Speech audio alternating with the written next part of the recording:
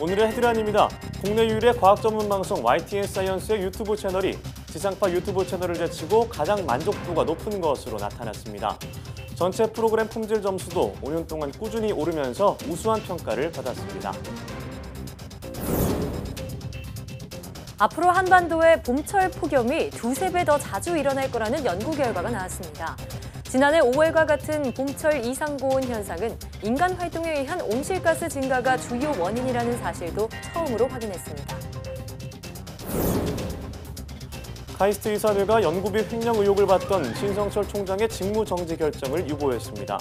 사상 최초의 직무 정지 사태는 막았지만 정부가 신 총장을 횡령과 배임 혐의로 검찰에 고발한 상태라 아직 논란의 불씨는 꺼지지 않았는데요.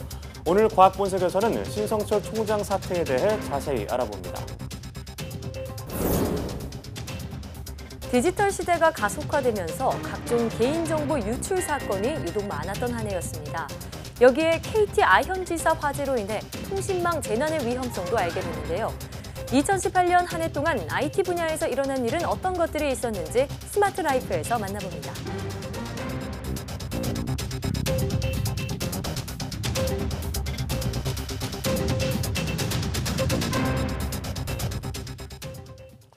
여러분 안녕하십니까? 사이언스 투데이입니다.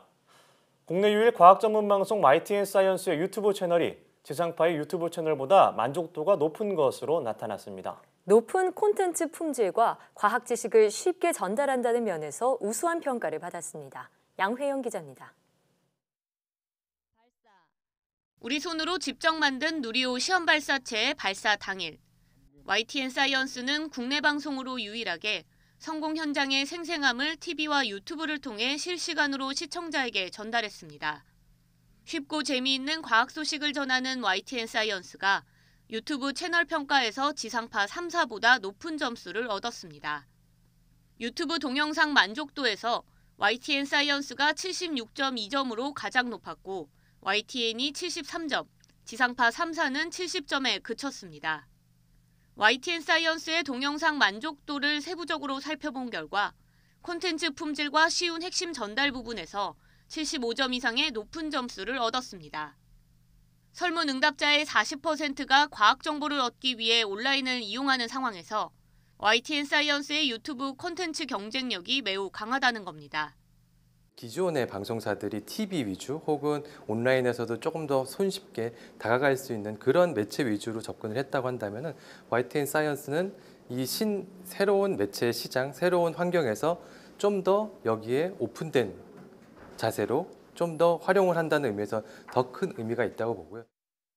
응답자 10명 중 8명은 과학 정보와 지식을 얻고 싶어 YTN 사이언스를 시청한다고 답했으며 프로그램 품질 점수는 74.3점으로 지난 5년 동안 꾸준히 높아졌습니다. 과학기술을 전문적으로 다루는 믿을 수 있는 방송이 필요하다고 답한 응답자는 87.8%였고 안정적인 운영을 위해 재정 지원이 필요하다고 답한 사람도 85.8%에 달했습니다.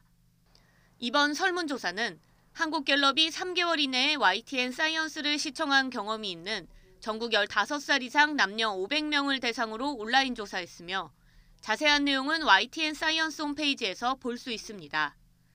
YTN 사이언스 양회영입니다. 우리나라의 정보통신기술 연구개발 투자 규모가 6년 연속 세계 4위를 유지했습니다. 정보통신기술진흥센터에 따르면 지난해 한국의 ICT 분야 R&D 투자는 268억 8천만 달러로 투자액을 공개한 2012년 이후 6년 연속 4위를 기록했습니다. 1위는 1,673억 5천만 달러를 투자한 미국이며 중국과 일본이 그 뒤를 이었습니다. R&D 투자 세계 1000대 기업에 포함된 국내 기업 수는 28개로 지난해보다 2개 줄었으며 이는 세계 5위 수준입니다. 기업별로는 미국 구글의 모기업인 알파벳이 166억 3천만 달러를 투자해 3년째 1위를 유지했으며 160억 6천만 달러를 투자한 삼성전자가 2위를 기록했습니다. 야생동물을 보호하기 위한 생태 통로 조성이 주먹구구식으로 이뤄지고 있습니다. 동물이 없는 곳에 통로를 만들거나 정작 필요한 곳에는 설치되지 않고 있는데요. 심지어 생태 통로 바로 옆에 발전소 건설을 허가하는 바람에 야생동물 서식지가 아예 사라진 곳도 있습니다. 송세혁 기자가 취재했습니다. 강원도 삼척 7번 국도 비탈면을 깎는 공사가 한창입니다. 지난 7월부터 야생동물 이동을 돕는 육교형 생태 통로를 짓는 겁니다. 세금 30억 원이 투입됩니다. 환경부의 백두대간 생태 통로 복원 사업 계획에 따른 것입니다. 그런데 불과 몇백 미터 떨어진 임야는 황량한 벌판으로 변했습니다. 2만 제곱미터가 넘습니다. 태양광 발전소를 짓고 있는 겁니다. 환경 영향 평가를 내준 곳은 생태통로 복원 사업 계획을 만든 환경부입니다. 생태통로에 대한 내용이 없었잖아요. 그러니까 저희는 그쪽에 대한 검토를 하지 않은 상황이죠. 발전소 공사가 시작된 뒤 주변 야생동물 서식지는 거의 사라졌습니다. 생태통로를 만들어봤자 움직일 동물이 없는 셈입니다. 게다가 이 일대는 생태통로를 대신할 시설도 이미 많습니다. 생태통로 설치 장소 바로 옆에는 야생동물이 도로 아래로 충분히 다닐 수 있는 이런 터널형 박스가 이미 2개나 있습니다. 동해 백봉령 정상 부근 42번 국도. 이곳은 상황이 정반대입니다. 국토부가 야생동물이 차에 치여 죽는 이른바 로드킬 방지 울타리를 설치했습니다. 길이만 1km에 이릅니다. 하지만 도로 사이를 잇는 생태통로가 없는 상태에서 울타리만 설치하다 보니 오히려 야생동물의 자유로운 이동을 방해하고 있습니다. 이런 엇박자 행정은 구조적인 문제의 탓입니다. 국토부와 환경부, 지자체 사이에 야생동물 보호시설 사전협의가 제대로 이루어지지 않는 겁니다. 진짜 야생동물을 위한 위치에 쳤으면 좋겠어요. 왜냐하면 생태통로를 이용도 안 하고 펜스 때문에 생태단절이 된다는 것은 야생동물을 죽이는 일이기 때문에 예산 수십억 원이 들어가는 생태통로. 하지만 주먹구구식으로 설치하면서 동물을 위한 통로가 아닌 전형적인 보여주기식 구조물로 전락하고 있습니다. YTN 송세혁입니다. 앞으로 한반도에 봄철 폭염이 더 자주 찾아올 것이란 연구 결과가 나왔습니다. 포스텍과 영국 옥스퍼드대 공동연구진은 지난해 5월 한국에서 일어난 이상고온 현상의 원인이 인간 활동 때문이었다는 사실을 처음으로 확인했다고 밝혔습니다. 연구진은 많은 양의 고해상도 지역기후 모델과 전지구 기후 모델 모의 자료를 이용해 인간 활동이 포함된 경우와 포함되지 않은 경우의 기상이변 발생 결과를 비교했습니다. 그 결과 온실가스 증가로 인해 지난해 봄 폭염과 같은 이른 더위가 한반도에 찾아올 가능성이 앞으로 2~3배 증가했음을 확인했습니다. 지난해 5월 29일 경남 밀양의 최고 기온은 36.6도로 5월 기온으로 역대 최고치를 기록했고 전국 평균 기온도 18.7도로 1973년 이후 가장 높았습니다. 이번 연구 결과는 미국 기상학회보 특별호에 실렸습니다. 정부가 미세먼지 예보의 정확도를 높이기 위해 2020년부터 적용하는 것을 목표로 인공지능을 활용한 예보 시스템을 개발 중입니다. 환경부 소속 국립환경과학원은 서울대, 안양대, 미국 휴스턴대 연구원들의 공동 연구 결과를 바탕으로 인공지능을 활용한 예보 시스템을 개발 중이라고 밝혔습니다. 인공지능 예보 시스템은 지수 적중률을 90% 이상, 나쁨 이상의 고농도 감지 확률을 80% 이상으로 끌어올리는 게 목표입니다. 과학기술정보통신부는 제24차 UN 기후변화협약 당사국 총회에서 우리나라가 기후기술센터 네트워크 2사국으로 진출했다고 밝혔습니다. 기후기술센터 네트워크는 UN 기후변화협약에 따라 기후변화 대응을 위한 국가 간 기술 협력을 지원하는 국제기구로 이사회는 기후기술센터 네트워크 조직 운영과 개도국 기후변화 대응 기술 지원 등을 심의 평가합니다.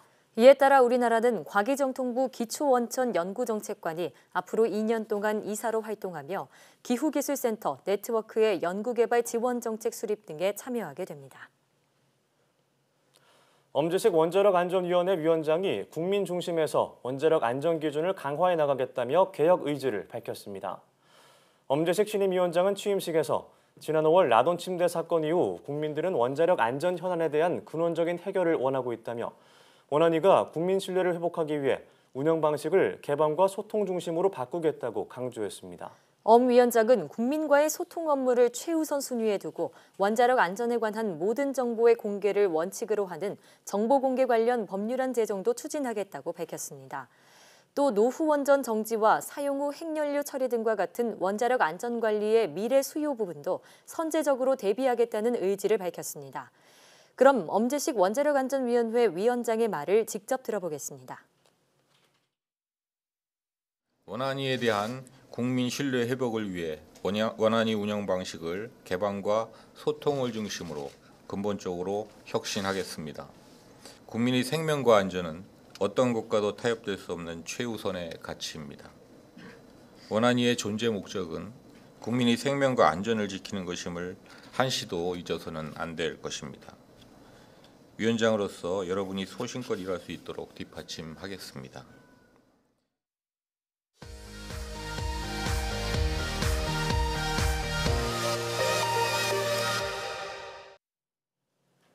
화제의 뉴스를 골라서 과학 기자의 시선으로 분석하는 과학 본색 시간입니다. 네, 오늘은 이성규 기자와 함께하겠습니다. 안녕하세요. 어서 안녕하세요. 오세요. 네, 오늘은 어떤 얘기를 나눠볼까요? 처음 이 과학계를 좀 떠들썩하게 한 사건이 있었죠. 네. 예. 이 신성철 카이스트 총장의 직무 정지 네, 건이었었는데 네. 결론부터 말씀드리면 이 건은 이제 카이스트 이사회에서 이 결정을 유보하면서 네. 신 총장의 어쨌든 직무 정지는 좀 면면하게 됐다. 이렇게 났었죠. 그렇습니다. 예. 네. 자, 이미 뭐 과학의 윤리 문제가 그동안 여러 차례 보도된 바가 있잖아요. 네. 자, 그럼 이번에 신 총장과 관련한 핵심 의혹은 어떤 것들이 있나요? 그러니까 이제 이와 관련해서 과학기술정보통신부가 신 총장과 관련한 혐의가 크게 두 가지가 있어서 검찰에 고발을 했었죠. 네. 예. 근데 그 혐의의 주요 내용을 보면은 이제 하나는 이 미국에 있는 그 로렌스 버클리 국립연구소 있잖아요. 예. 이 연구소의 핵심 장비를 무상으로 사용하도록 계약을 맺었는데 네. 부당하게 이제 사용료를 지급을 했다. 네. 그래서 이게 업무상 횡령, 국가연구비 횡령 혐의가 있다. 이런 게 하나가 있고, 예. 그다음에 이 로렌스 버클리 연구소의 이 핵심 장비의 연구 책임자가 신 총장의 제자인데 이 제자를 그 디지스트 총장 네. 재직할 당시에 디지스트 겸직 교수로 채용하는데 특혜를 제공했다. 이런 두 가지 의혹이 크게 있는 겁니다. 채용 네. 특혜까지요. 네. 일단 이 주요 두 가지 내용인데 일단 이 연구소의 핵심 장비가 굉장히 좋기 때문에 빌렸던 걸로 알 수 있을 것 같은데요. 자, 일단 로렌스 버클리 국립연구소 좀 낯선데 어떤 연구소인지 좀 설명 부탁드리겠습니다. 근데 이 미국에 있는 이 로렌스 버클리 국립연구소는 예. 뭐 세계 3대 기초과학 연구소의 하나로 불리는 연구소고 네. 미국 국립연구소 가운데는 최초의 국립연구소로 알려져 있어요. 예. 이 사이클로트론을 발명한 물리학자 이 어니스트 로렌스가 1931년에 설립을 했고요. 이 연구소를. 예. 이 설립한 이후에 한 13명 정도의 노벨상 수상자를 배출했고 1년 예산만 한 1조 달러에 달하는 뭐 엄청난 규모의 네. 그런 연구소입니다. 이 논란이 됐던 이 로렌스 버클리 연구소의 핵심 장비는 SM-1 현미경이라는 장비인데요. 네. 이 XM의 이 X는 엑스레이고 M은 마이크로스코피니까 엑스레이를 이용한 뭐 현미경이다. 예. 이런 뜻인데 이 장비는 1994년부터 운영되고 있어요. X선을 이용해서 한 15나노미터 크기 정도의 해상도를 제공한다. 뭐 이런 첨단 광학 장비인데 예. 주로 이제 나노 과학이나 재료 과학, 그다음에 뭐 환경 과학, 그다음에 생명 과학 등의 분야에 응용되고 있습니다. 네. 자, 지금 신 총장이 받는 뭐 업무상 배임 또 국가연구비 횡령 문제 바로 이 장비와 관련된 문제인데요. 어떤 내용인가요? 근데 신 총장이 디지스트 총장으로 재직할 당시에 2012년도에 이 로렌스 버클리 연구소하고 계약을 맺어요. 네. 네. 이제 그 계약의 내용은 공동 연구를 이제 그 디지스트와 버클리 연구소가 수행을 하면서 이제 우리나라에서 연구비를 한 60억 정도 지원할 테니까 예. 버클리 연구소는 그에 대응하는 현물 투자를 해라. 그 현물 투자가 이 현미경을 무상으로 사용할 수 있게 하는 거예요. 무상으로요? 그 2012년도의 계약 내용대로라면은 디지스트 연구팀은 이 버클리의 그 현미경 네. XM-1을 무상으로 쓸 수 있다. 네. 뭐 이런 내용인 거예요. 네. 이 계약이 2017년까지 유효하거든요. 예. 그런데 2014년도에 또 다른 내용의 계약을 맺은 2년 거죠. 뒤에. 네, 그래서 그 또 다른 내용의 계약은 뭐냐면은 이 그 현미경 사용 시간을 조금 더 늘릴 테니까 네. 예. 조금 더 돈을 낸다. 뭐 이런 거예요. 그래서 원래 우리나라가 연간 한 25% 정도 사용할 수 있었는데 네. 그게 한 50%로 늘어난 거죠. 2배로 늘어나는 대신에 돈을 그 돈을 지급한다. 내라 뭐 이런 거죠. 예. 그래서 그 한 22억 정도를 버클리한테 지급을 하게 된 거고 네. 이제 그 과기부 감사 과정에서 결국 이런 내용이 연구비를 횡령한 거 아니냐 뭐 이렇게 보고 있는 거죠. 사용을 그렇군요. 했으면은 따로 문제될 것이 없을 텐데 왜 이거를 횡령으로 받나요? 과기정통부에서는. 그러니까 이제 원래 신 총장이 네. 이 사용 시간을 늘린 거는 본인이 이 버클리 연구소 예전에 여기서 일을 할 당시에 이 장비가 굉장히 좋은 장비고 네. 우리나라 이제 다른 과학자들도 이 장비를 썼으면 좋겠다. 네. 그런 좋은 취지에서 의지로, 이걸 예. 늘린 거예요. 네. 그럼 늘렸으면 사용을 실제로 해야 되잖아요. 그렇죠. 근데 감사를 해본 결과 사용 실적이 전혀 없어요. 사용하지 없다고요? 않았다는 말씀이에요. 예. 그럼 그 늘린 시간만큼 쓴 실적도 없고 그 이전에 계약한 내용도 그 25% 내용을 시간을 다 쓰지 않은 거예요. 네. 쉽게 말을 해서 굳이 늘릴 필요가 없었는데 늘렸다. 이거 뭔가 좀 수상한 거다라고 과기정통은 보고 있는 거죠. 그래서 네. 22억을 횡령으로 봤군요. 네, 장비를 돈을 내고 빌렸는데 사용한 내역이 없다. 좀 이게 그러니까 사용한 내용이 있는데 굳이 예. 시간을 늘릴 만큼 그 사용한 게 정도는 없다. 아니다. 그러니까 이거 굳이 이거 늘릴 필요가 없었다는 거죠. 쉽게 얘기하면은. 그렇군요. 그거에 그러니까 대한 의혹이 우리가 있는 거군요. 그걸 늘리지 않고도 충분히 쓸 수가 있는데 이걸 왜 늘렸고 그 늘렸으니까 왜 돈을 냈느냐. 결국 이제 업무상 배임이 된다는 거죠. 이거. 네. 네, 조사 결과를 좀 지켜봐야 될 것 같습니다. 자, 그럼 두 번째 내용입니다. 제자 특혜 채용에 관한 의혹인데 어떤 내용인가요? 이 버클리 연구소의 이 XM-1이라는 핵심 장비 지금 연구 책임자가 임모 연구원이에요. 네. 이 양반이 이제 원래부터 책임 연구자 아니었고 그 당시에는 계약직 직원이었는데 이분은 이제 그 로레스 버클리 연구소에서 신 총장 연구를 할 당시에 네. 신 총장 밑에서 그러니까 박사 과정생이었죠. 신 총장을 그 전부터 알고 있던 사이였던 거죠. 자기 예. 제자로. 그래서 이분이 이제 그 버클리 연구소에서 그 이후에 뭐 포스닥도 하고 이제 뭐 연구원 생활을 하다가 이제 이렇게 스텝 올라간 건데 이 신 총장이 그 디스 총장으로 재직할 당시에 네. 네. 이 임모 연구원은 로렌스 버클리 연구소의 연구원으로 있고 네. 근데 이제 디스트 겸직 교수로 채용 특혜를 줘요. 교수로. 네, 원래 겸직 교수로 임용이 되려면은 예. 해당 학과 전공 교수가 이걸 뽑아야 되거든요. 네. 근데 전공 교수가 이걸 뽑은 게 아니라 신 총장이 알고 있는 다른 분야 교수한테 신 총장이 얘기를 해서 이 교수가 자기가 하고 있는 어떤 프로젝트에 연구원으로 참여시켜요. 가짜로. 네. 네. 그러면서 이 사람을 겸직 교수로 채용을 하게 된 거죠. 뭔가 압력을 가했다고 볼 수 있는 건가요? 그러니까 원래 그 정상적인 절차를 거치지 않고 채용을 한 게 하나가 있고 예. 이 사람이 겸직 교수로 임용이 됐잖아요. 한 3년 정도 한 총 1억 한 4천만 원 또 지급을 받아요. 네. 그래서 이런 게 다 이 사람한테 특혜를 준 게 아니냐. 네. 이런 게 하나가 있고요. 그다음에 아까 이 22억 원을 버클리 연구소에 줬다 그랬잖아요. 디지스트에서. 네.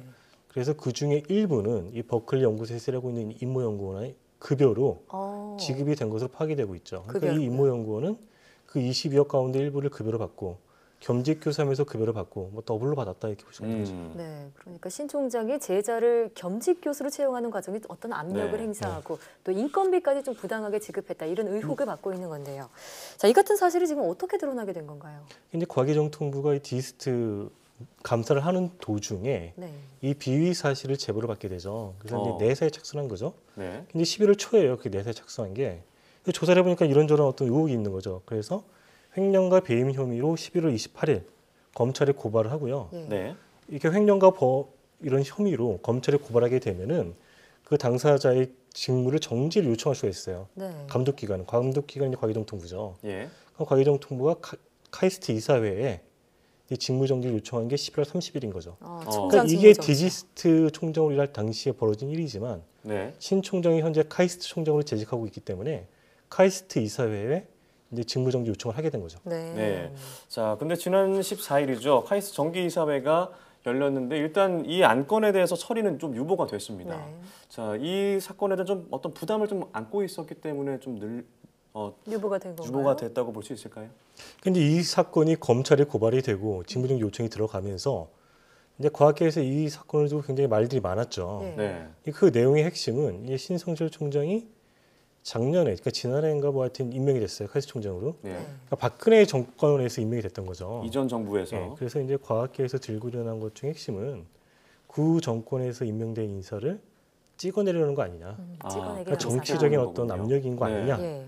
이런 논란이 있었던 거죠. 그렇군요. 그래서 이제 카이스트 이사회에서 이런 결정을 내리기에는 어떤 정치적인 부담이 작용을 한 것으로 보이고, 그다음에 지금 이제 검찰 조사 진행 중인 거잖아요. 네. 네. 그러니까 아직 정확하게 이게 어떤 게 진실인지 밝혀지지가 않은 거죠. 그렇죠. 그러니까 이사회에서 이 사건을 어떤 이 안건을 판단을 할 만한 어떤 그 근거가 부족한 거죠. 이 사람들도 어느 게 진실인지 아닌지 정확히 알 수 없으니까. 그래서 유보를 내렸군요. 그래서 유보를 결정을 한 거고, 이사회의 입장은 카이스트 총장은 굉장히 중요한 자리이기 때문에 이 사람이 직무를 정지하는 거는 좀 신중하게 처리해야 된다. 네. 그런 입장을 밝히면서 신 총장에게는 이런저런 일로 누를 끼쳤으니 부모에게 네. 앞으로 행동을 좀 자중해달라. 네. 이제 그런 걸 당부했던 거죠. 그렇군요. 그럼 이런 이사회의 결정을 두고 과기정통부는 어떤 반응을 보이고 있나요? 이제 과기정통부가 굉장히 좀 입장이 애매해진 게 네. 이게 이제 뭐 그 찍어내는 거 아니냐 이런 논란이 있었다 그랬잖아요. 네. 네. 근데 사실은 이제 과기정통부는 이 신 총장이 디스 총장이 재직할 당시에 자신의 직위를 이용해서, 그러니까 총장이라는 직위를 이용해서 뭐 연구비도 이제 뭐 좀 이렇게 횡령을 하고 자기 제자도 특혜를 준 거 아니냐 이런 비위 사실을 확인을 하고 네. 관련 법규에 따라서 검찰에 고발하고 이사회에 직무 정지 요청을 했다. 네. 그러니까 자기네들은 사실상 어떤 법적 하자가 있는 건 아니다. 절차에 따라 한 것이다. 한 것이다. 예. 이렇게 이제 주장을 하는 거고요. 이번 이제 카이스트 그 이사회 지난주 금요일이었죠. 이사회 결정과 관련해서는 일단 카이스트 이사회 결정을 존중한다. 네. 이런 입장을 발표를 했어요. 보도자료를 통해서. 그런데 왜 한 가지 덧붙인 게 뭐냐면 신 총장이 이번 사안의 본질을 왜곡하고 이걸 이제 국제 문제로 비화시킨 거에 대해서는 유감이라고 얘기를 했죠. 국제 문제로 비화했다. 이제 그 국제 문제로 비화시켰다는 얘기는 뭐냐면은 네. 이 신 총장 사태와 관련해서 그 세계적인 과학저널 네이처가 보도를 했었죠. 네. 보도를 했었는데 좀 이례적인 일이었죠. 이게 이제 뭐 정치적 압박에 작용한 거 아니냐는 그런 뉘앙스로 보도를 했어요. 과기정통부는 신 총장이 그 배후에 있었다. 네이처가 이런 보도를 하게 된. 신 총장이 예. 좀 뭐 네이처나 이런 쪽에 아는 사람들을 통해서 자신의 입장을 좀 보도하도록 적극적으로 만들었다? 설명을 하고 예. 네. 그래서 이런 쪽으로 보도하기 맞는 게 아닌 것이냐. 그래서 국제적인 문제를 비화됐다고 과기정통이 얘기를 한 거죠. 예. 그래서 과기정통부는 결국엔 지금 이제 뭐 이사회 결정 존중한다고 발표를 했으니까 네. 지금 이게 이제 검찰 수사 진행 중이고 하니까 결국 검찰 수사 결과를 기다리겠다 뭐 이런 겁니다. 네, 아직 정확히 밝혀진 게 없기 때문에 지켜봐야 될 것 같은데 조금 더 길어질 것 같아요, 이 논란이. 그러게요. 네, 아무래도 좀 지켜봐야 될 것 같습니다. 그렇습니다. 네, 오늘 말씀 고맙습니다. 고맙습니다.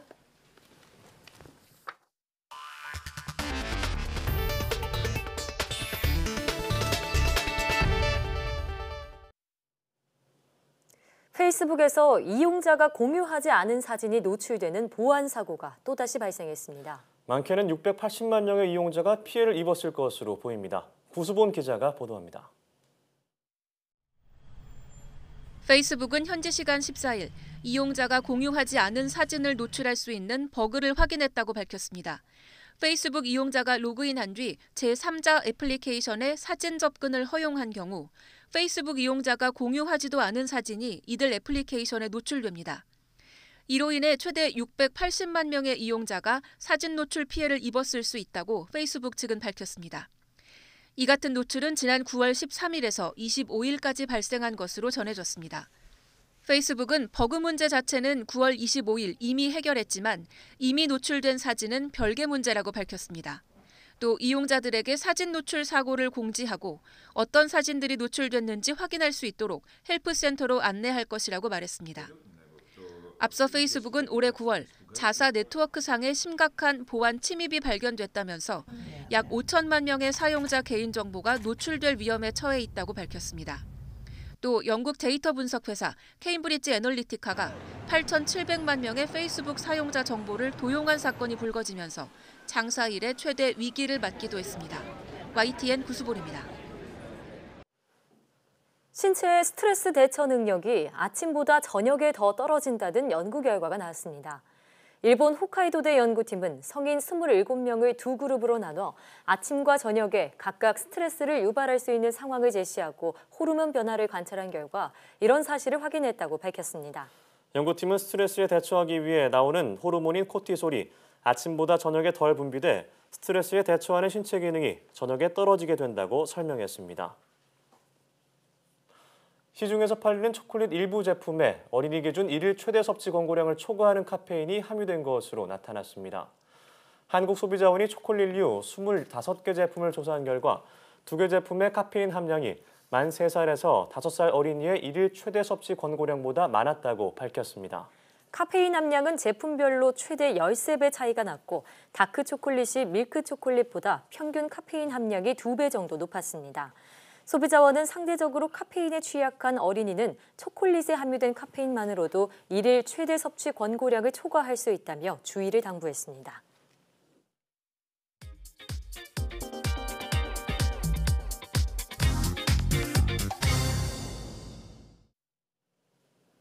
2018년도 이제 얼마 남지 않았는데요. 그래서 오늘은 올 한 해 동안 IT 분야에서 어떤 일이 있었는지 마무리하는 시간을 가져볼까 합니다. 네, 스마트 라이프에서는 IT 칼럼니스트 이호은 씨와 함께 2018년 IT 분야 총결산에 대해 이야기 나눠보겠습니다. 네, 안녕하세요. 어서 오세요. 안녕하세요. 네, 총결산 시간이 참 빠르죠. 그러게요. 네, 정말 올해 IT 분야 정말 많은 일이 있었던 것 같은데요. 예. 어떻게 정리해 볼 수 있을까요? 간단히 정리를 하자면 어떤 이 디지털 위험이 굉장히 크게 주목받는 한 해였다. 위험이요. 예, 예. 이렇게 이해하실 수 있을 것 같습니다. 네. 사실 지난 몇 년은 인공지능이나 가상현실 또는 로봇처럼 새로운 기술이 좀 우리를 깜짝 놀라게 하고 또 네. 앞으로 어떤 일이 벌어질지 좀 두근거리기도 하고 무섭기도 하고 네. 그렇게 만들어준 그런 시기였거든요. 근데 올해는 이 다른 쪽에서 디지털 세상을 좀 달리 보게 만드는 그런 한 해였다고 생각합니다. 우리가 그동안 무엇을 쌓아왔고 어떤 세상을 만들었는가에 대해서 좀 생각하게 만든 그런 한 해였다고 할 수 있겠네요. 네, 예. 그러면 디지털 위험 때문에 세상을 좀 달리 보게 하는 한 해였다라고 하셨는데 예. 올해 어떤 디지털 위험들이 있었을까요? 일단은 굉장히 많았어요. 네. 정말로 그 유난히 디지털 위험이 좀 많이 발생한 그런 한 해였는데요. 일단 작년 말서부터 올해 1월까지 이제 먼저 화제가 됐던 애플 배터리 게이트가 있었습니다. 예. 이 특정 기업에서 이용자 몰래 이 기기 성능을 이제 제한할 수 있었다라는 의도적으로. 점에서 그렇죠. 사람들 굉장히 놀라게 했던 네. 그런 부분인데요. 사실 그동안 이 의도적 진보화라고 해가지고 네. 네. 어느 정도 기간이 지나면 이 스마트폰이 이상하게 성능이 떨어진다 뭐 이런 의심들을 다들 가지고 맞아요. 있었거든요. 맞아요. 예. 근데 이게 실제로 그랬다는 것을 알게 해준 그런 사건이었습니다. 맞습니다. 또 방금 전에도 나갔지만 지난 3월에 알려진 이 페이스북 개인정보 유출 사건 역시 굉장히 큰 사건이었거든요. 큰 이슈였죠. 예, 그렇죠. 한국을 포함해서 전 세계 5천만 명 이상의 개인정보를 빼돌려서 데이터 분석기 업체에서 이제 이용을 했다라는 건데요. 네. 이게 미국 대통령 선거까지 맞물려져 있어가지고 아직도 계속 뜨거운 그런 사건입니다. 네, 그렇습니다. 1월, 3월 이어서 좀 시간이 지나서 좀 잊고 있었는데 많은 논란이 있었습니다. 네. 자, 이렇게 데이터 정보가 중요해진 만큼 이 디지털 위험에 대한 경각심이 좀 커지는 것 같은데요. 자, 이렇게 유출된 개인 정보가 어디서 어떻게 쓰였던 걸까요?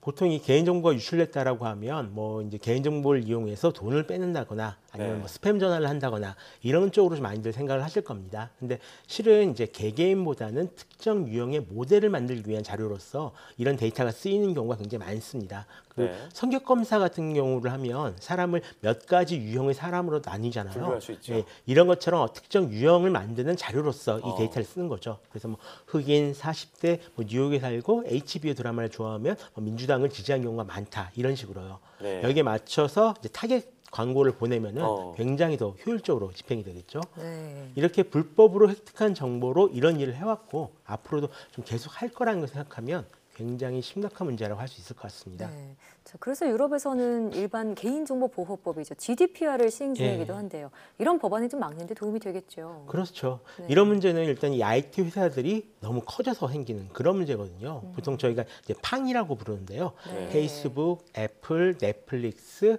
구글 이래서 네, 앞글자만 줄여서, 따가지고 이제 팡, FANG 팡이라고 부르는데 이 회사들이 예전에 비해 너무 커지면서 생기는 이제 그런 문제입니다. 옛날에는 벤처기업이었다면 지금 거의 독점 기업처럼 네, 이렇게 그렇습니다. 되었기 때문에 일단 이 독점 사업자처럼 되어있는 상태에서 끊임없이 문제가 터져 나올 수밖에 없는 이런 상황이 되었는데요. 이런 문제에서 조금이라도 자유로우면 개인정보를 본인이 확실히 관리할 수 있는 쪽으로 정책이 가야만 됩니다. 예. 네. 또 얼마 전에 터진 이제 디지털 음란물 같은 사건도 이런 입장에서 볼 수가 있거든요. 네.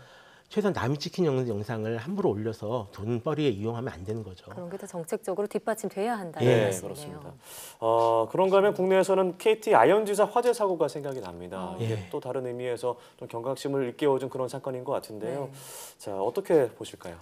이게 참 우리 사회가 이 통신망에 얼마나 많이 의지하는 사회란 것이 이제 이걸 확실하게 보여준 그런 사건이었다라고 네. 생각하는데요. 네. 솔직히 전 우리나라가 이런 문제에 대해서 굉장히 대비가 잘 되어 있다라고 생각을 해왔었습니다. 그러니까요. 보통은 네. 그렇게 생각했죠. 근데 이렇게 허술할 줄은 정말로 네. 몰랐어요. 네. 이 통신망이 끊기니까 전화도 안 되고 인터넷도 안 되고 아무것도 할수 TV도 못 있는데, 보고 예. 신용카드 결제가 안 되니까 상거래마저 안 되는 네. 이런 맞습니다. 상황이 발생했잖아요. 이게 해당 이동통신사를 이용하시는 분들은 정말 다른 사람들은 딴 세계에 있고 나는 이 세계에 와가지고 따로 떨어져 있는 그런 기분을 느끼셨다라고 네. 하더라고요. 근데 이렇게 중요한 통신망이 백업도 안 되어 있었고요. 소방시설도 거의 없었다니까 정말로 놀랄 수밖에 없었어요.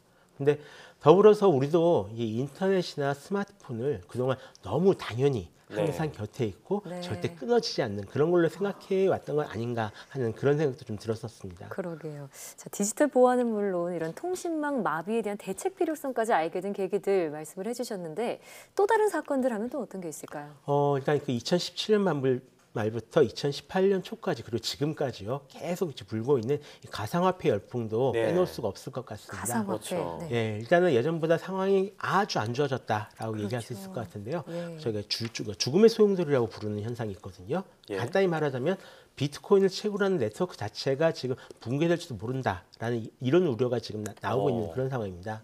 특히 비트코인 같은 경우는 올해 최고 한 2,600만 원까지 올라갔다가 지금은 한 360만 원 정도까지 지금 가격이 떨어진 상태인데요.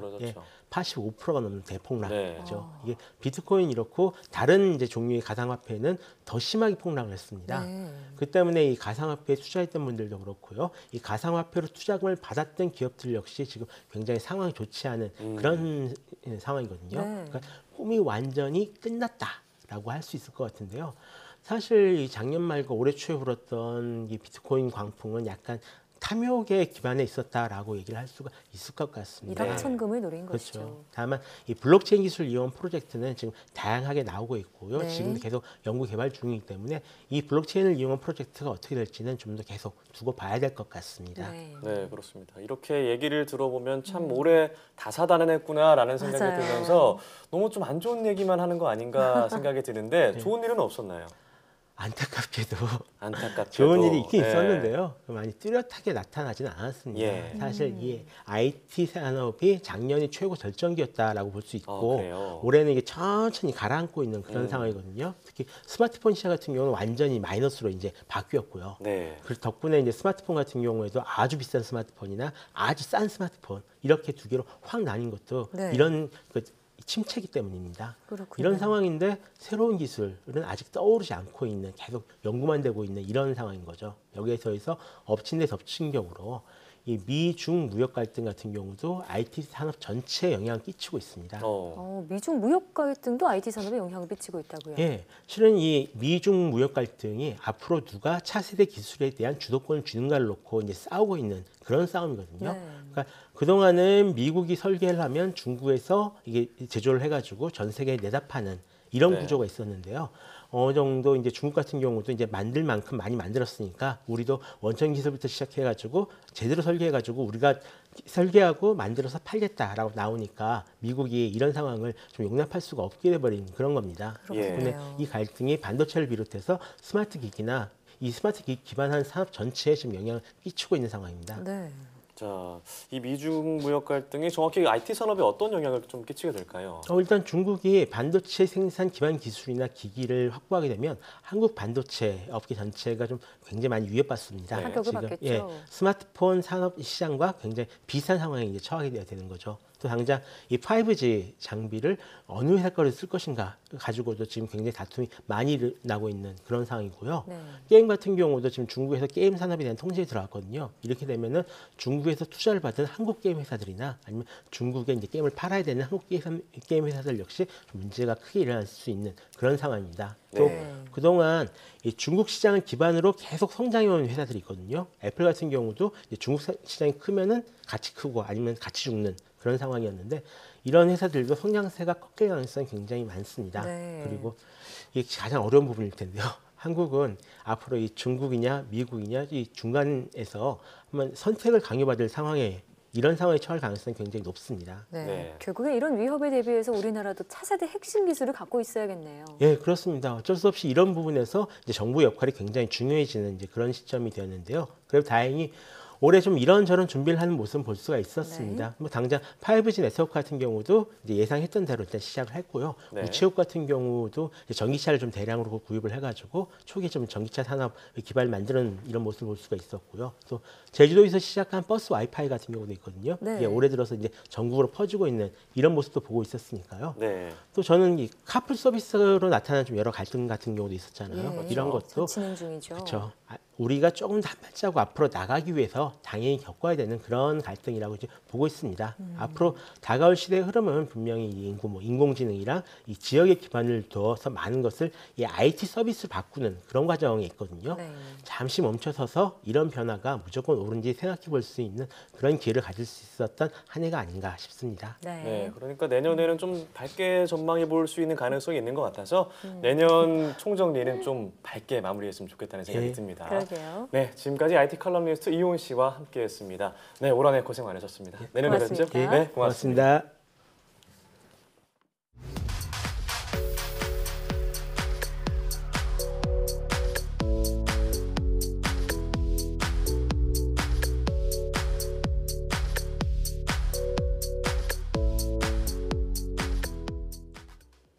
추위가 풀렸다 싶으니 또다시 미세먼지가 말썽입니다. 서풍을 타고 중국발 스모그가 유입되면서 수도권 곳곳에서는 초미세먼지 주의보가 내려졌는데요. 주의보는 크기가 2.5 마이크로미터 이하인 초미세먼지의 시간 평균 농도가 1세제곱미터에 75 마이크로그램 이상 2시간 넘게 지속할 때 내려집니다. 이럴 때 마스크를 꼭 착용하고 다니셔야 하는데요. 네, 식약처가 인증한 KF 마크를 확인하거나 의약외품이라는 표시가 있는 제품을 선택하시는 것 잊지 마시기 바랍니다. 네, 사이언스 투데이 오늘 저희가 준비한 소식은 여기까지입니다. 함께해 주신 여러분 고맙습니다.